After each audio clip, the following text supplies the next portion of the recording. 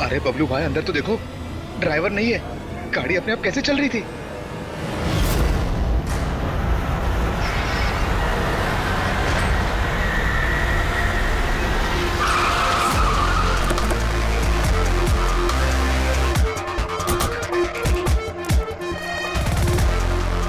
सलाम साहब। क्या बात है? एक्सीडेंट के केस में सीआईडी को बुलाया तुम लोगों ने? सर मुझे लगा है नॉर्मल एक्सीडेंट नहीं है, इसीलिए। क्यों? ऐसा क्यों लग रहा है? सर आइए खुद ही देख लीजिए, आइए।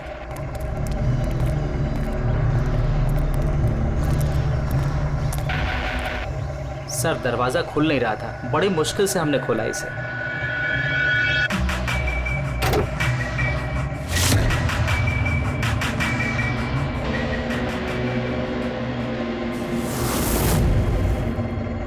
ये पहले किसने देखा?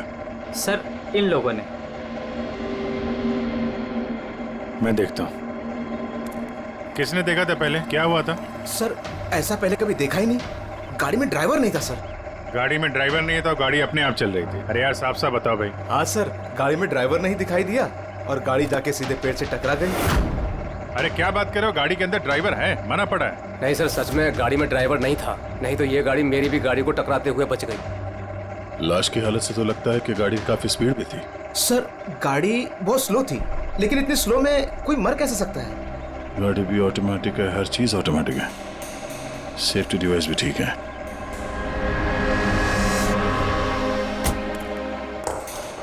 ये लोग तो बोल रहे हैं कि इन लोगों ने इसे ड्राइव करते हुए देखा ही नहीं।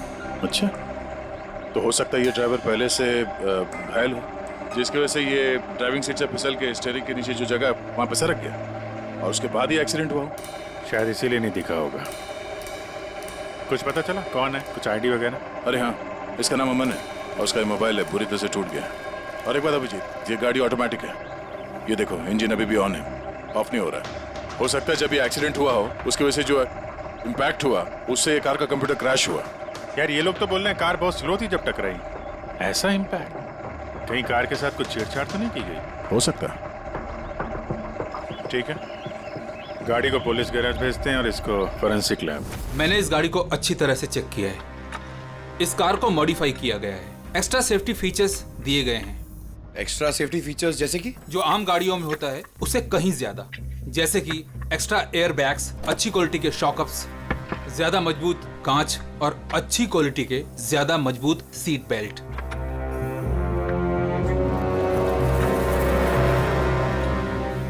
ये देखो, निकोटीन पैच। Nicotine patch? ये तो सिगरेट छोड़ने के काम में आता है ना? हम गाड़ी के सिस्टम को कंप्यूटर से लिंक कर सकते हैं? जी हाँ मैडम, एक मिनट।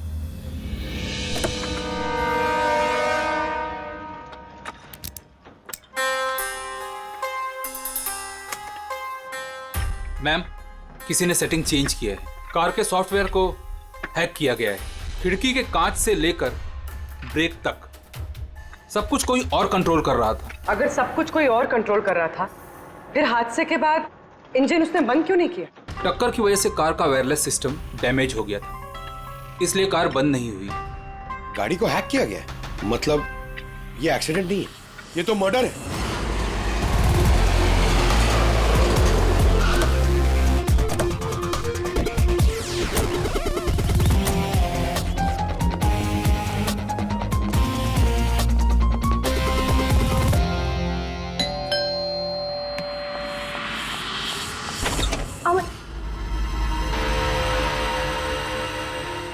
आप लोग?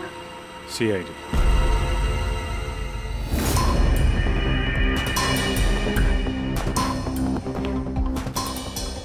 अरे इस आदमी पर कोई टैंकर चढ़ गया था क्या? सारी की सारी हड्डियां टूट गई हैं। कोई टैंकर वैंकर नहीं चढ़ा था इसके ऊपर साउंड के। एक छोटा सा एक्सीडेंट हुआ था यार, छोटा सा, और वो भी किसी ने करवाया था। आपके पति अमन का एक्सीडेंट हुआ है और वो नहीं रहे। आपको कैसे पता? अमन को कार नहीं चलानी चाहिए थी। वो कभी कार नहीं चलाता था सर, क्योंकि उसे पता था कि छोटा सा झटका भी उसकी जान ले सकता है। पर आप लोग, मेरा मतलब है कि सीआईडी यहाँ पे जी, क्योंकि हमें लगता है कि उनका खून हुआ है। खून? पर ऐसे कैसे हो सकता है सर? एक्सीडेंट से पहले तो अमन मुझसे फोन पे बात कर रहा था, हम दोनों फोन पे बात कर रहे थे कि अचानक फोन कट हो गया। मैंने बहुत ट्राई किया लेकिन फोन नहीं मिला। मैं समझ गई थी कि कुछ तो ठीक नहीं है। अमन कभी भी खुद गाड़ी ले जाकर इतना बड़ा जोखिम नहीं उठा सकता था। खुद ड्राइव नहीं करते हैं तो ड्राइव कौन करता है? सर, हमारा एक ड्राइवर है। कहाँ वो ड्राइवर कहाँ है अभी?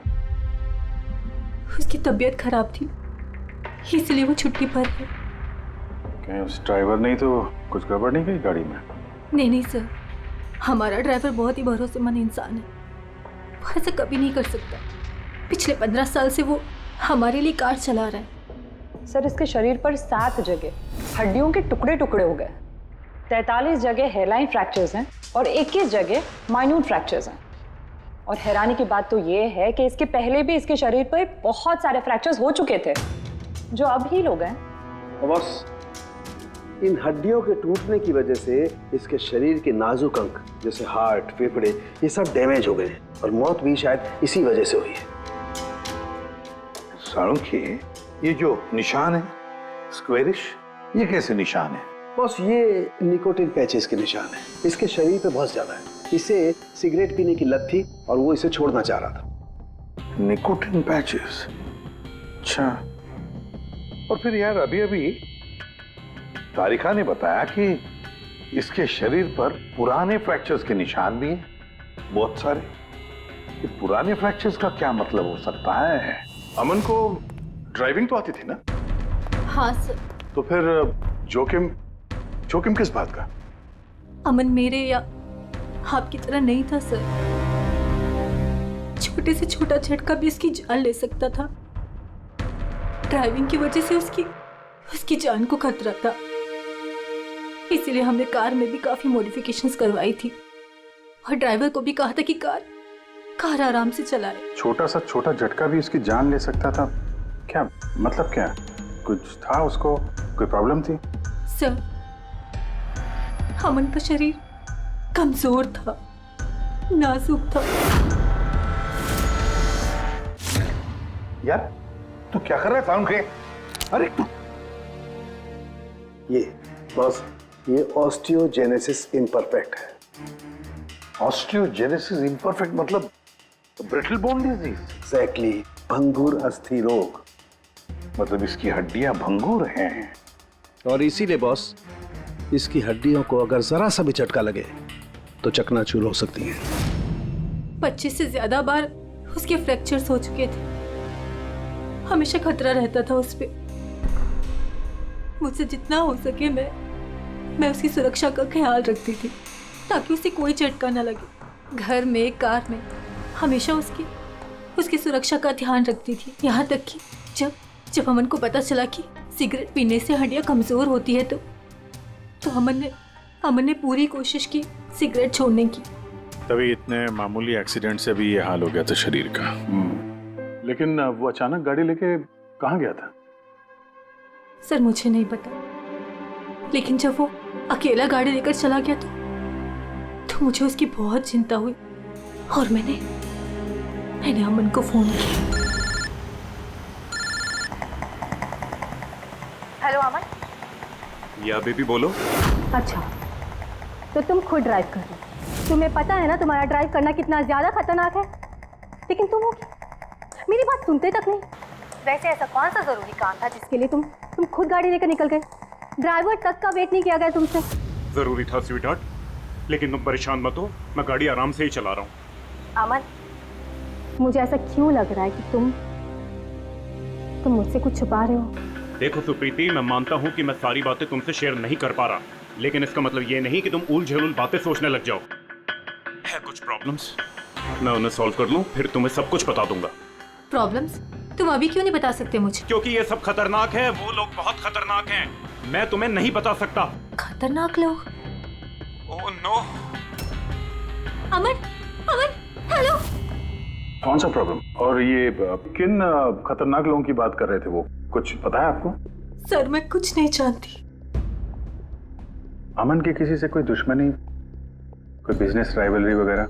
इस बारे में मुझे कुछ भी पता नहीं, लेकिन हाँ, मयंक और नेहा आपकी शायद कुछ मदद कर सकते हैं। मयंक और नेहा? ये कौन है ये लोग? मयंक पेशे से एक वकील है और अमन का दोस्त भी, और नेहा अमन की सेक्रेटरी थी। अच्छा, ये मयंक का ऑफिस कहाँ है? अमन सर का खून? आप? मैं नेहा, अमन सर की सेक्रेटरी। लेकिन अमन की मौत तो एक्सीडेंट में हुई है ना? जी हाँ, मौत तो एक्सीडेंट में हुई है, लेकिन एक्सीडेंट अपने आप नहीं हुआ है। खैर ये बताइए कि आप दोनों मिस्टर अमन को कब से जानते हो? मतलब कब से काम कर रहे हो उनके साथ? सालों से। हम लोग साथ में काम ही नहीं करते थे, बल्कि बहुत अच्छे दोस्त भी थे। अमन की बीमारी की वजह से ज़्यादातर बिजनेस वगैरह मैं ही हैंडल करता था। और नेहा जी आप? सिर्फ मैं और मयंक सर ही तो थे, अमन सर का पूरा बिजनेस संभालते थे। वैसे बिजनेस क्या है उनका? इन्वेस्टमेंट का बिजनेस है। हम लोग अलग अलग कंपनीज में पैसे लगाते थे और जब वो कंपनीज में मुनाफा होने लगे तो अपना परसेंटेज वापस ले लेते थे। ऐसी 50 कंपनीज है जहाँ पर पैसे लगाए थे अमन ने। किस तरह का कंपनीज में इन्वेस्ट करते थे? वैसे तो कई सारी कंपनीज में पैसे लगाए थे, लेकिन उनकी सबसे ज़्यादा दिलचस्पी 20-30 फार्मास्यूटिकल्स कंपनीज में थी। फार्मा कंपनी या दवाइयों की कंपनी? जी, ये कंपनीज बहुत नुकसान में चल रही थी, लेकिन आपको तो पता ही होगा अमन की बीमारी के बारे में। और ये कंपनीज उसी बीमारी का इलाज निकालने की कोशिश कर रही थी, और अमन का सपना था कि इस बीमारी का इलाज संभव हो जाएगा तो किसी और को वो तकलीफ नहीं उठानी पड़ेगी जो उसे थी। और सर अभी तो उन कंपनीज में फ़ायदा भी होना शुरू हो गया था। कोई दुश्मनी, किसी से कोई लड़ाई झगड़ा? नहीं सर, ऐसा तो कुछ नहीं था। अगर कुछ होता तो वो मुझे ज़रूर बताते थे। अमन की वाइफ का कहना है कि पिछले कुछ दिनों में वो परेशान लग रहा था। आपको जानती? परेशान तो थे, मगर मुझे कुछ बताया नहीं।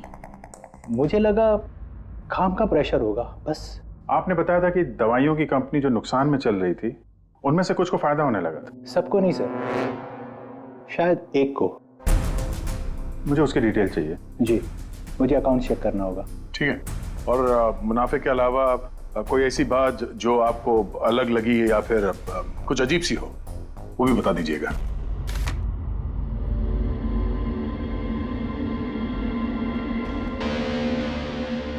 ये जादव है सर, अमन का ड्राइवर।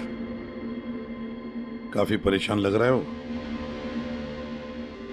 देखते हैं।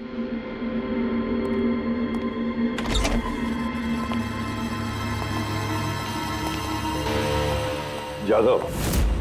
जी सर। अमन के ड्राइवर है ना? जी सर। क्यों, छुट्टी पर क्यों गए थे तुम? साहब बीमार हूँ और अमन सर ने मुझे खुद छुट्टी दिया था। मिस्टर अमन को तुम ही लेके जाते थे ना? जी मैडम, अमन सर मेरे साथ ही जाते थे। कभी वो कोई टैक्सी वगैरह नहीं लेते थे। तो फिर तुम तो हमें बता सकते हो कि अमन साहब कहाँ कहाँ जाते थे, है ना? जी जी। ये देखो जादव, ये जगह पर उनकी मौत हुई थी। अब ये जो रास्ता है, ये कहाँ पर जाता है या फिर वो इस रास्ते पर कहाँ जा रहे थे, ये तुम्हें पता है? मुझे नहीं पता है।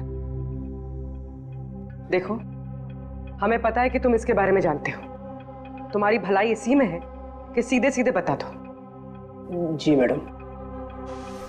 सुप्रीति मैडम से कुछ कहिएगा मत। वो सड़क के कुछ दूर पे एक मोटेल है, वहाँ हमेशा वो बार बार जाते थे। मोटेल में बार बार जाते थे? क्यों, इससे मिलने जाते थे? जी साहब, एक मैडम थी।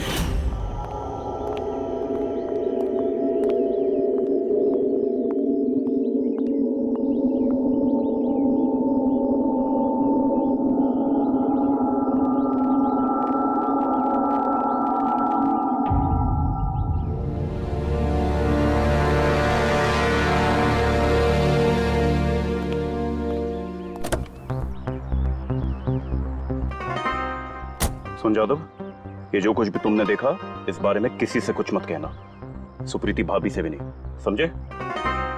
ओके? जी सर। मैडम थी। मतलब अमन का उस औरत के साथ चक्कर चल रहा था। जी छोटी मुंह बड़ी बात, साहब छुप छुप के उस मैडम से अगर मिलते थे तो इसका मतलब तो यही निकलता है। अमन उस औरत से मिलने जा रहा था जब यह हादसा हुआ। तो हो सकता है वो औरत अब भी वहीं पर हो, उसी मोटल में। चलकर मिलना पड़ेगा इस औरत से।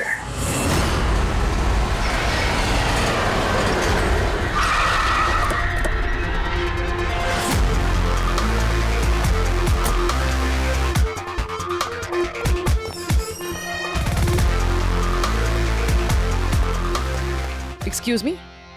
Yes madam, how can I help you? हम किसी से मिलने आए हैं। लेकिन आप लोग हैं कौन और किससे मिलना है आप लोगों को? हम लोग सीआईडी से। ये आदमी, ये आपके मोटेल में आता जाता रहता है? हाँ मैडम। किससे मिलने आता है? हमारे होटल के रूम नंबर 305 में एक मैडम रुकी हुई है, रूही। वो उनसे अक्सर मिलने आता रहता है। 305? यस सर, वो अभी चेकआउट करने वाली है। ये रूही हाथ से निकलने नहीं चाहिए। कहाँ से जाना है? सर यहाँ से लेफ्ट। पंकज स्टेयरकेस से जाओ, हम दोनों लिफ्ट से जाते हैं।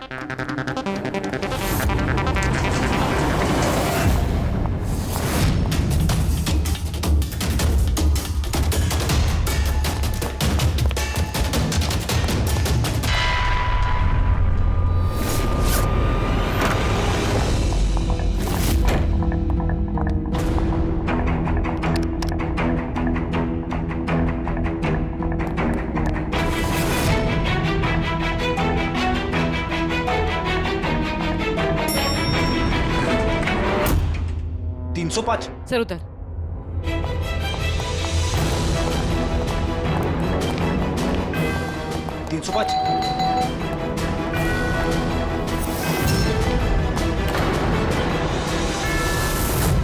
रूही?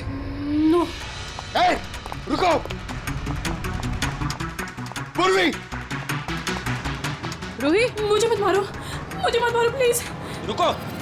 रूही, रूही, रूही, रूही, रूही, रुको, रूही।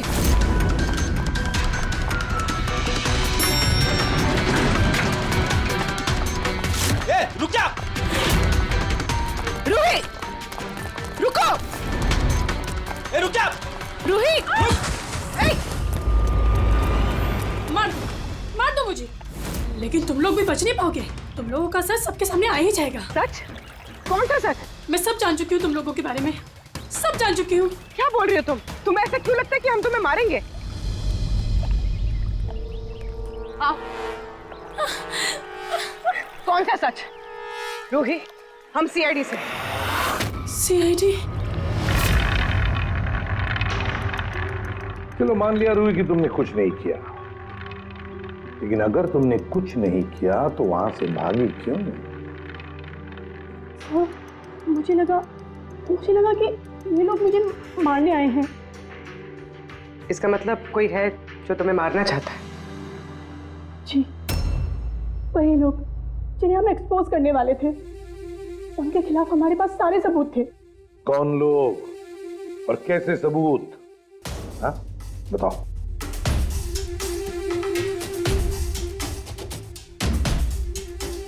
इसे तुम जानती हो ना, यमन है ना, इसी के साथ तुम मिलकर काम करती थी, इसी के साथ मिलकर तुम उन लोगों को एक्सपोज करने वाली थी जिसकी वजह से अमन की जान चली गई। देखो री, अब शायद तुम्हारा नंबर है, वो लोग तुम्हें मारेंगे।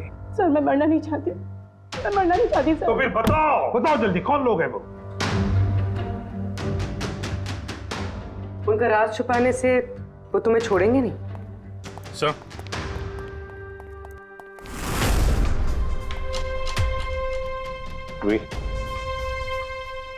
ये लो पानी पी लो, पियो। और मैंने जो कहा ठंडे दिमाग से सोचो, अपने बारे में सोचना जरूर। मैं आता हूं।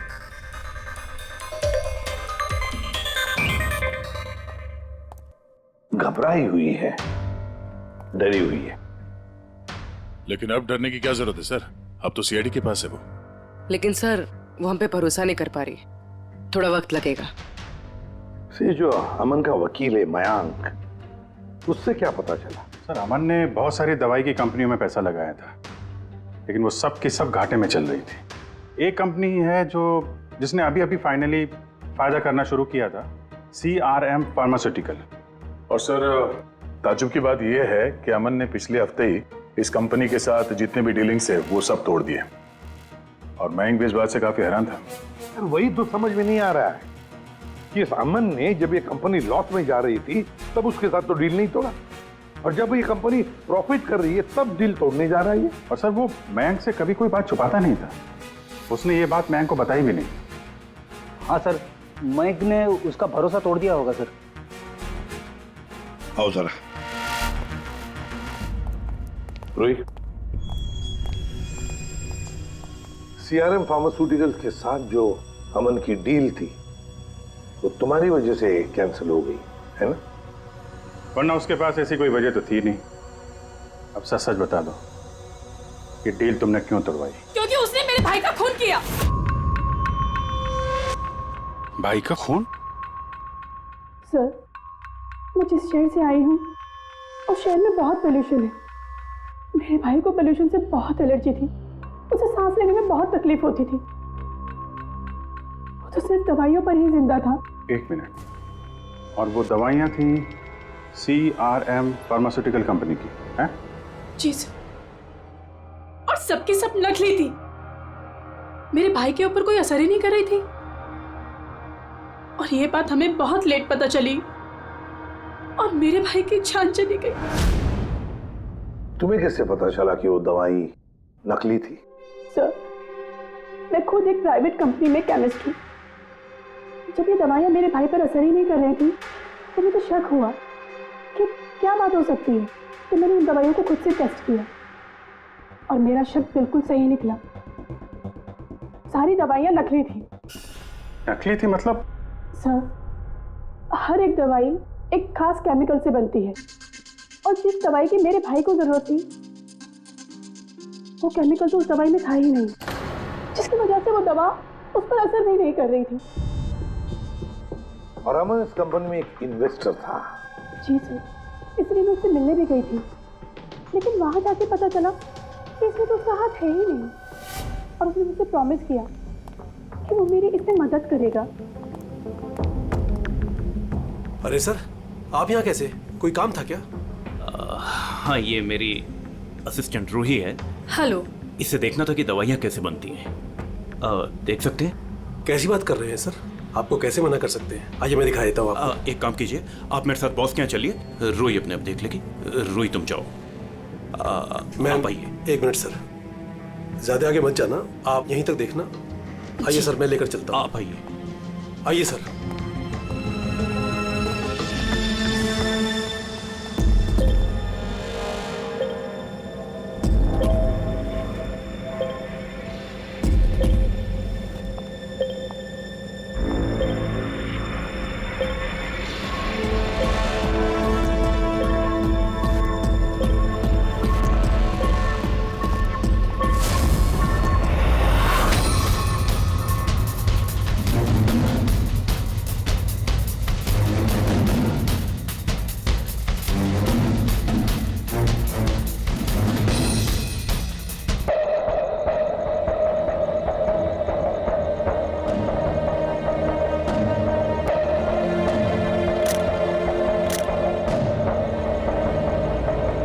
ये तो वही केमिकल है, लेकिन ये लोग यहाँ से बाहर क्यों लेके जा रहे हैं? फिर हमने सारे सबूत जुटा लिए थे और सारे सैंपल्स भी टेस्ट किए थे।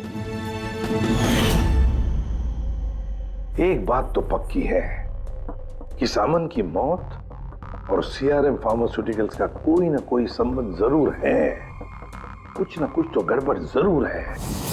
बॉस, इतनी सुरक्षित कार होने के बावजूद इसकी हड्डियां कैसे टूटी ये पता चल गया। अच्छा सर, अमन के खून में से हमें एक ऐसा केमिकल मिला है जिससे एपिलेप्टिक फिट्स आते हैं, मिर्गी का दौरा। माय गॉड, यार अमन को तो ब्रिटल बोन डिजीज था। मिर्गी का दौरा आ जाके वो गिर जाता, उसकी हड्डियां टूट जाती। इसी की वजह से इसकी मौत हुई है। तो मतलब जिसने भी ये किया वो जानता था अमन के ब्रिटल बोन्स डिजीज के बारे में। उसने बड़ी चालाकी से उसका नाजायज फायदा उठाया। पहले उसने अमन की गाड़ी का कंप्यूटर हैक किया और फिर एक्सीडेंट से पहले उसे उस केमिकल का इंजेक्शन दिया जिसकी वजह से उसे मिर्गी का झटका आ जाए। उसे मालूम था अमन किसी भी हालत में बच ही नहीं सकता। अगर मिर्गी का झटका आ जाता तो वो गिर जाता, जिसकी वजह से उसकी हड्डियां टूट जाती और वो मर जाता। अगर उसमें से भी बचता तो कार के एक्सीडेंट में से तो बच ही नहीं सकता था वो। समझ कि मिर्गी का दौरा पड़ने वाला जो ड्रग है कितनी देर बाद असर करता है? बस कुछ घंटे तो लगते हैं।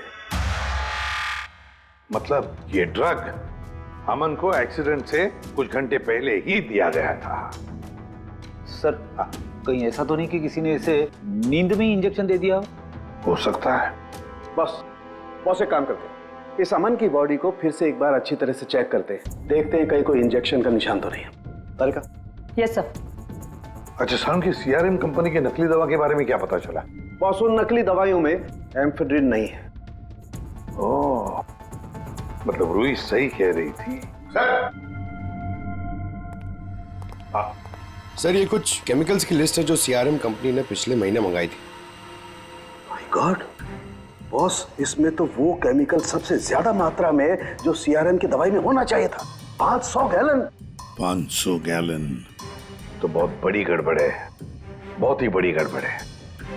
पंकज, अभिजीत और दया से कहो कि वो सीआरएम कंपनी में जाए और वहां से मुझे फोन करें। और फ्रेडी, तुम और पूर्वी अमन के घर जाओ और पता लगाओ एक्सीडेंट के दिन अमन से कौन कौन मिलने आया था। इंजेक्शन? सर अमन तो इंजेक्शन से बहुत डरता था। ऐसा हो ही नहीं सकता कि वो खुद को इंजेक्शन लगा ले। अपने आप नहीं लगवाया होगा तो किसी डॉक्टर से लगवाया होगा। नहीं सर, अमन तो इंजेक्शन के नाम से कोसों दूर भागता था और उसकी हेल्थ बिल्कुल ठीक थी। अगर कोई भी प्रॉब्लम होती तो वो कम से कम मुझे बताता। किसी और से नहीं लगवाया, खुद नहीं लगाया, तो फिर वो केमिकल उसके खून में पहुंचा कैसे? अच्छा बता सकती है, घर से निकलने से पहले अमन किस किस से मिला? मयंक और नेहा आई थी उससे मिलने। और हाँ मैम, एक आदमी आया था अचानक से, जसवंत। जसवंत? ये जसवंत कौन है? जी जसवंत सीआरएम कंपनी का सीईओ है और अमन ने उसकी कंपनी में पैसे इन्वेस्ट किए थे।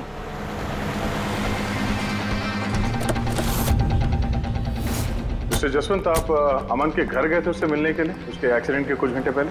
जी सर, मैं गया था लेकिन मिल नहीं पाया था। तो दरअसल उनकी वाइफ ने मुझे बताया कि वो सो रहे, तो मैंने सोचा वो शायद मुझे अवॉइड करना चाहते होंगे, तो मैं वापस चला आया। पापा, अमन ने हमारे बिजनेस डील कैंसिल की, फिर भी आप उससे मिलने गए थे? जी बेटा, क्योंकि मैं उनको वापस लाना चाहता था। सर वो हमारी नई यूनिट के लिए बहुत जरूरी था। तो जसवंत जी, जब आप अमन से मिलने उसके घर गए तो वाइफ सुप्रीति के अलावा वहां कोई और भी था? मैं जब गया तब तो वहां कोई नहीं था, लेकिन हाँ जब मैं वहां से निकला तो उनके लॉयर मिस्टर मयंक और सेक्रेटरी नेहा, वो दोनों जरूर उनके घर आए थे। अच्छा ठीक है, thank you very much. Boss ये देखो, ये निकोटिन पैच का हिस्सा और यहाँ पर देखो ये इंजेक्शन का निशान। खूनी ने यहीं से वो मिर्गी के दौरे वाला इंजेक्शन इसे दिया है। इसका ये हिस्सा सुन्न करके हाँ, और वो इस पैच के जरिए। इसे इमला पैच कहते हैं। इमला पैच? ये बच्चों को इंजेक्शन लगाने से पहले लगाते हैं ताकि वो पर्टिकुलर एरिया सुन पड़ जाए और उन्हें दर्द ना हो। अब बस ये इमला पैच और ये निकोटिन वाला पैच, ये देखो बस, ये दोनों पैच एक जैसे दिखते हैं, बिल्कुल एक जैसे। हाँ, खूनी ने इस निकोटिन वाले पैच की जगह ये एमला पैच इसके हाथ पर लगाया, इसके हाथ का ये हिस्सा सुन्न कर दिया और बाद में मिर्गी के दौरे वाला इंजेक्शन यहाँ से लगा दिया, शायद तब जब वो सो रहा था। हाँ सर, ये कर कौन सकता? जसवंत तो एक हफ्ते से अमन को मिला भी नहीं, तो फिर? सर वो मयंक या फिर नेहा, वो तो नहीं। पंकज, ये खेल कौन खेल रहा है तो हम पता लगा ही लेंगे। अब हम भी एक खेल खेलेंगे, एक ऐसा खेल जिसमें जीत सिर्फ हमारी ही होगी, हमारी जीत।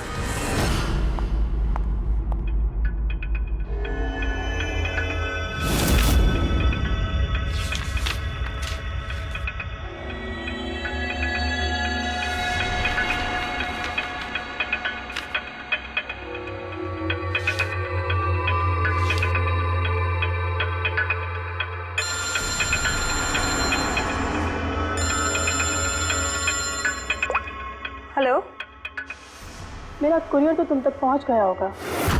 कौन है तुम? और ये सब मुझे क्यों भेजा है? तुम लोगों ने अमन को तो मार डाला, लेकिन तुम लोग मुझ तक नहीं पहुंच सकते। अगर तुम लोग चाहते हो कि मैं अपना मुंह बंद रखूं, तो मुझे 5 करोड़ रुपए देने होंगे। ये क्या बकवास कर रही हो? मुझे इन सब के बारे में कुछ नहीं पता। वो तो जब ये सबूत पुलिस तक पहुंच जाएंगे तो तुम्हें खुद ब खुद पता चल जाएगा कि मैं क्या कह रही हूँ और क्या बोल रही हूँ। देखो देखो देखो, मैं कुछ इंतजाम करता हूँ, मुझे थोड़ा सा टाइम दे दो। ठीक है, तुम्हें 2 दिन का वक्त मिलता है, मैं फिर कॉल करूँगी।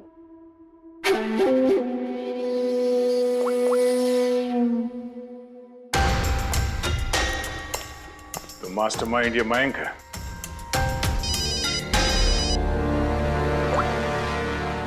Hello Abhijit sir. सर मैं मयंक बोल रहा हूँ। सर मुझे एक कोरियर आया और एक लड़की का फ़ोन भी आया और उसने मुझसे 5 करोड़ रुपए मांगे, तो मैंने सोचा ये बात आपको बता दूँ। नहीं नहीं, बहुत अच्छा किया तुमने, मैं देखता हूँ। Thanks. Thank you so much.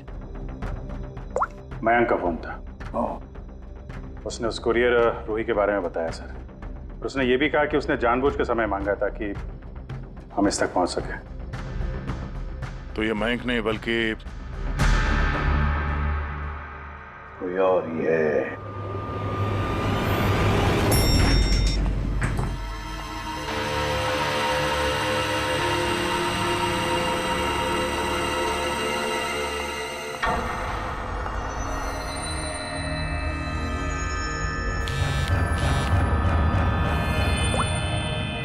हाँ सर। पूरी इसने यहाँ पर नजर रखी है ना तुमने? हाँ सर, वो अभी अभी यहाँ से निकली है। कड़ी नजर रखना पूर्वी, बिल्कुल कड़ी नजर। अपनी नजरों से ओझल मत होने देना उसे। ये नेहा ही हमें उस खूनी तक पहुंचाएगी। सर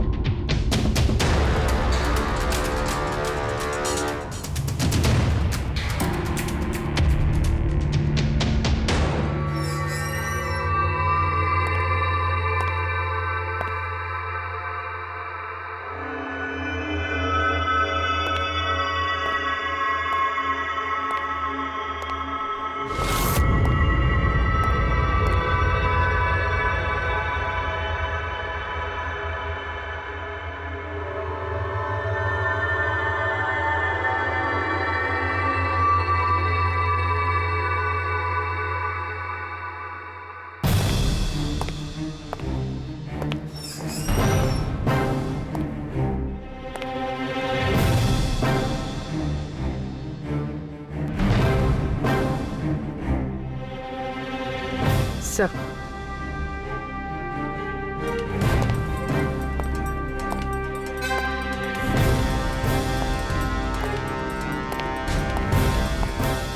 क्या हुआ, इतनी जल्दी में क्यों बुलाया? क्या है ये सब? ये सब क्या है? तुमने तो कहा था कि किसी को कुछ पता नहीं चलेगा। फिर हमारे बारे में ये लड़की सब कुछ कैसे जानती है? डोंट वरी बेबी, मैं सब संभाल लूंगा। मैं हूं ना, जैसे उस अमन को ठिकाना लगाया वैसे इस लड़की को भी ठिकाना लगा दूंगा। तुम टेंशन मत लो, ओके?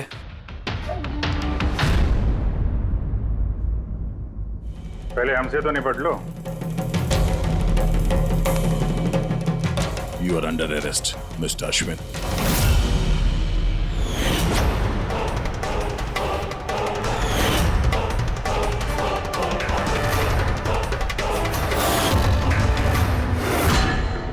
अश्विन के पास तो वजह थी, तुमने अपने बॉस का खून क्यों किया? हम दोनों एक दूसरे से प्यार करते हैं। जब मुझे पता चला कि अमन सर सीआरएम फार्मास्यूटिकल की जांच कर रहे हैं, तो ये बात मैंने अश्विन को बता दी ताकि वो लोग अपनी गलतफहमियां दूर कर सके। लेकिन इसने तो अमन को ही दूर कर दिया, क्यों अश्विन? मैं जानता था कि अमन को कुछ समझाने का कोई फायदा नहीं होगा, वो तो हमें जेल भिजवा के ही रहता। तुमने मेरे भाई को मारा, अमन का खून किया और ना जाने कितने मासूमों की जान ली होगी तुमने अपनी इन नकली दवाइयों से। बिजनेस में बहुत घाटा हो रहा था, नुकसान पे नुकसान हो रहा था। डैड नहीं मानते, इसलिए उनको बिना बताए मैंने केमिकल्स को नॉर्थ इंडिया के प्लांट में भेजना शुरू कर दिया। उससे हम नशा बनाते थे, थोड़ा प्रॉफिट हो ही रहा था कि अमन ने सारा खेल बिगाड़ दिया। सिर्फ फायदे के लिए दवाइयों की जगह पे तुम ये जहर बनाने लगे थे, हाँ? मुझे कंपनी की हालत पता थी, मैंने अमन सर को अश्विन से मिलाया था ताकि वो कंपनी में इन्वेस्ट करके उसे डूबने में बचा सके। और अमन खुद को तुम लोगों से बचा नहीं पाया। ये सब कुछ मैंने अपने प्यार के लिए किया, मेरे अलावा कोई ये कर नहीं सकता था क्योंकि वो अपने निकोटीन पैच मुझे से मंगाते थे।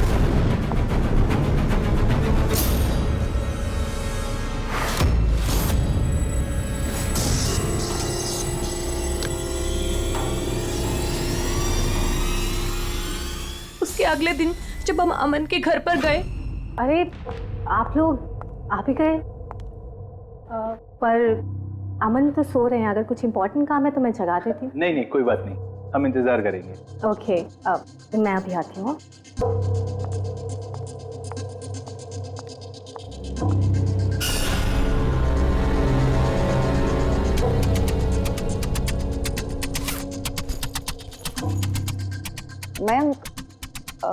मैं जरा वॉशरूम होकर आऊं।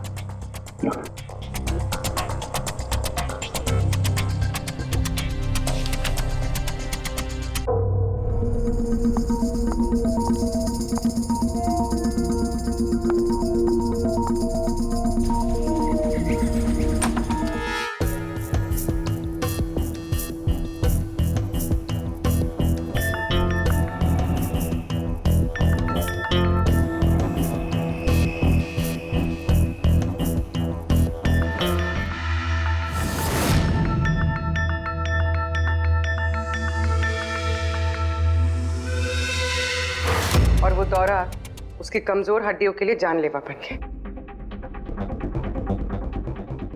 और तुम चीफ टेक्नोलॉजी ऑफिसर, तुमने रिमोट कंट्रोल से अमन के कार के कंप्यूटर को हैक कर दिया और उसका एक्सीडेंट करवाया। कमाल का दिमाग पाया है तुम लोगों ने, कमाल का दिमाग। काश यही दिमाग किसी अच्छे कामों में इस्तेमाल करते तो देश का भला हो जाता, समाज का भला हो जाता। पर नहीं, तुम्हारे इस टेढ़े दिमाग ने दो मासूम लोगों की जानें ली और पता नहीं कितने सैकड़ों लोगों की मौतें हुई तुम्हारी इस गलत दवाइयों की वजह से। तुम्हें तो कड़ी से कड़ी सजा होगी, शायद फांसी होगी तुम्हें।